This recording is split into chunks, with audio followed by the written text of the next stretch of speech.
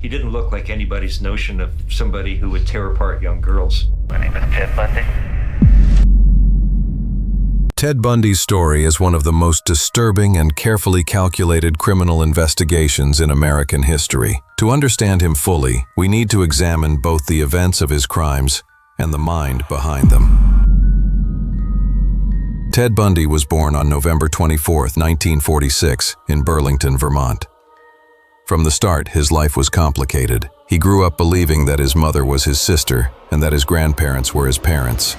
This confusion and early deception may have shaped the sense of shame and identity issues he carried into adulthood. On the outside, Bundy appeared normal, intelligent, polite, and ambitious.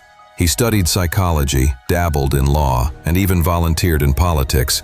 But beneath this veneer, he harbored dark obsessions, a craving for control, and deep-seated resentment, particularly toward women. The first signs of his violent tendencies emerged in the early 1970s, when young women began disappearing in Washington state. Most were in their late teens or early 20s, and investigators noted a pattern. Many had long hair parted in the middle. Police had no bodies, no suspect, and no clear motive, only the frightening realization that something larger was unfolding. On July 14, 1974, at Lake Sammamish State Park, Bundy escalated his crimes. In broad daylight, two women, Janice Ott and Denise Naslund, vanished within hours of each other. Witnesses described a man with an arm in a sling, polite, handsome, and asking women for help with his sailboat. He introduced himself as Ted and drove a Volkswagen Beetle. For the first time, investigators had both a description and a name to work with. Bundy's crimes soon spread to Utah and Colorado. Reports surfaced of a man named Ted driving a tan Volkswagen, approaching young women. Then, a major breakthrough came. Carol DeRanch survived an abduction attempt and provided a detailed description of Bundy and his vehicle.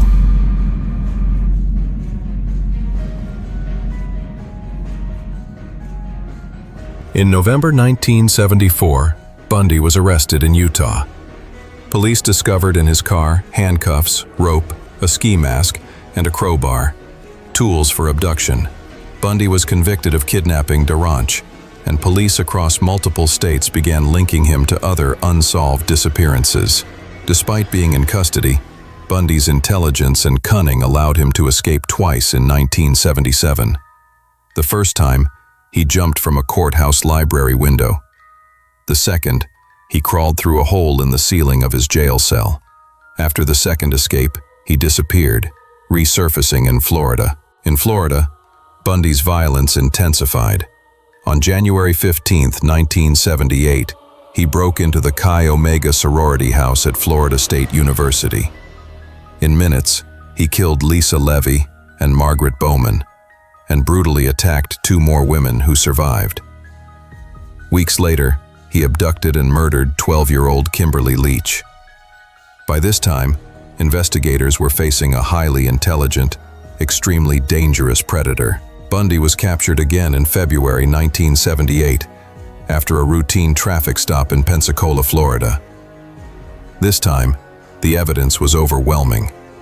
Witness identifications, forensic links, and his Volkswagen Beetle tied him directly to the murders. His trials became a media spectacle. Bundy represented himself, cross-examining witnesses and smiling for cameras, trying to appear in control. But the evidence could not be denied.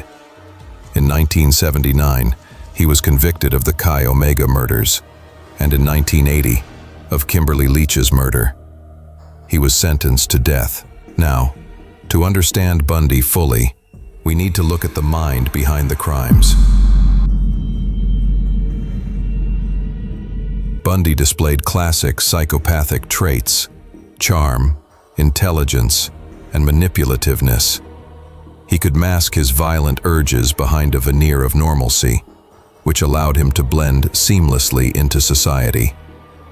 He was highly narcissistic, lacking empathy, guilt, or remorse, and obsessed with control and dominance over his victims. Bundy's victim selection and behavior revealed deeper psychological patterns. He targeted young women who resembled someone from his past, often using deception to isolate them. He pretended to be injured, asked for help, or impersonated authority figures. Once he had control, his violence escalated to sexual assault and murder.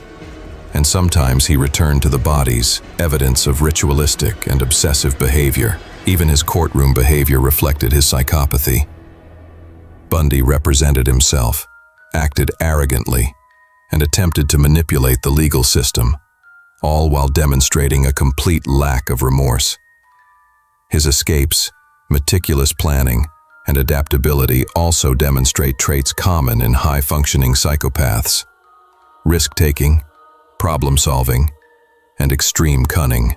While on death row, Bundy confessed to at least 30 murders across several states, though investigators believe the true number was much higher. On January 24, 1989, Ted Bundy was executed in the electric chair at Florida State Prison. Outside, crowds gathered, cheering as news spread of his death. Bundy's case reshaped the field of criminal investigation. It highlighted the importance of witness testimony, forensic evidence, profiling, and interstate cooperation. His story serves as a chilling reminder. Serial killers may not appear monstrous at first glance. They can be intelligent, charismatic, and seemingly ordinary. Understanding the mind behind the crimes is just as crucial as investigating the crimes themselves.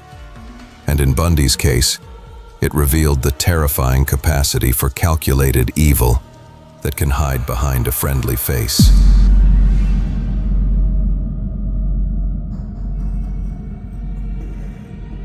Thank you for watching this episode of Crime in Minutes. If you enjoyed this story and want more chilling crimes told in just minutes, make sure to like, subscribe, and hit the notification bell so you never miss a case. Your thoughts matter, so share in the comments what you think about this crime, or suggest a case you'd like to see covered next. Until next time, stay safe, and remember, the truth always comes out in minutes.